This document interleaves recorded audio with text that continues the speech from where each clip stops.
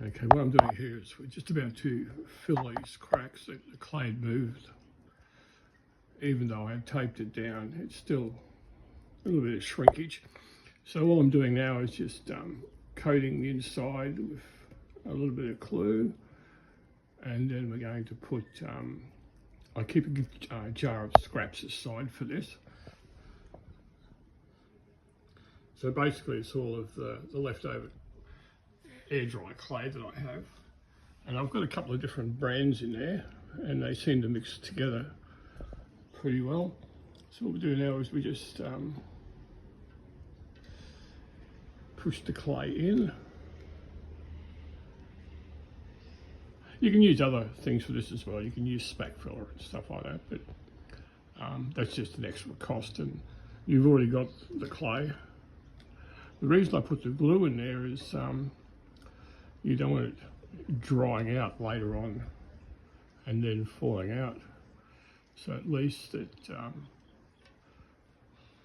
the glue will adhere, the clay will adhere to the glue inside the gap.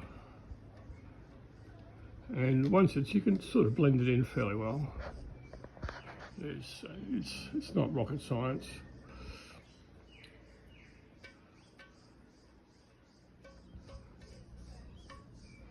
So I've got a couple of tools for this as well, just to get into smaller crevices, and it's just sculpting tools you can buy off eBay, so, or any craft shop, so you don't have to spend thousands of, hundreds of dollars and things like that. Just the plastic or the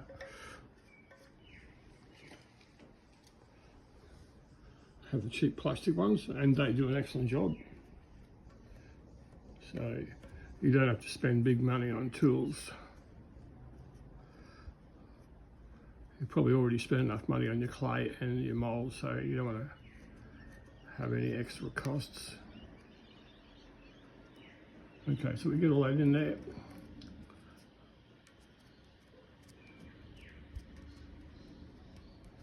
Smooth it out.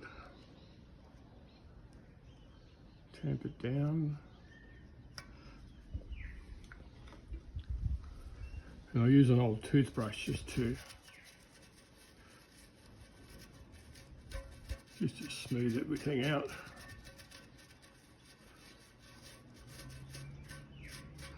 It's the worst thing about air dry clay, unless you get a brand that doesn't crack, that due to the water content, there will be shrinkage.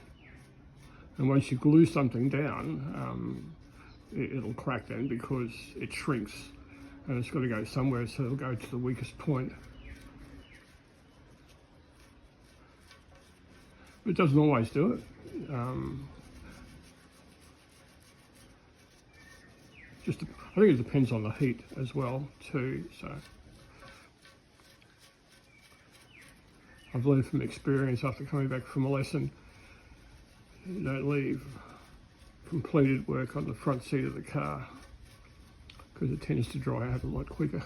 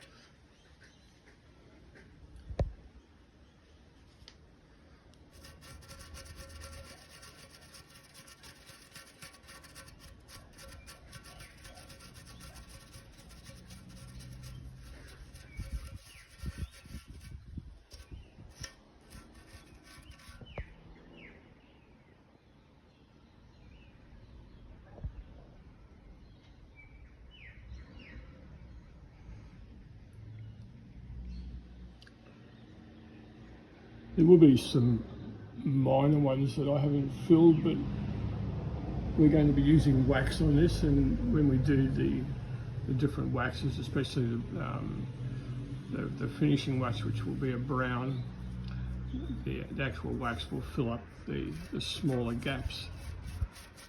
So and it adds to the aged look as well. So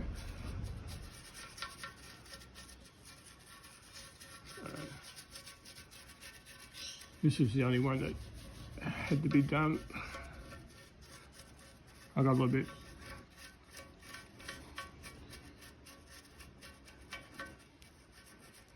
ahead of myself. I normally had everything taped down, but I took everything off a little bit too soon, and it lifted, but that's okay.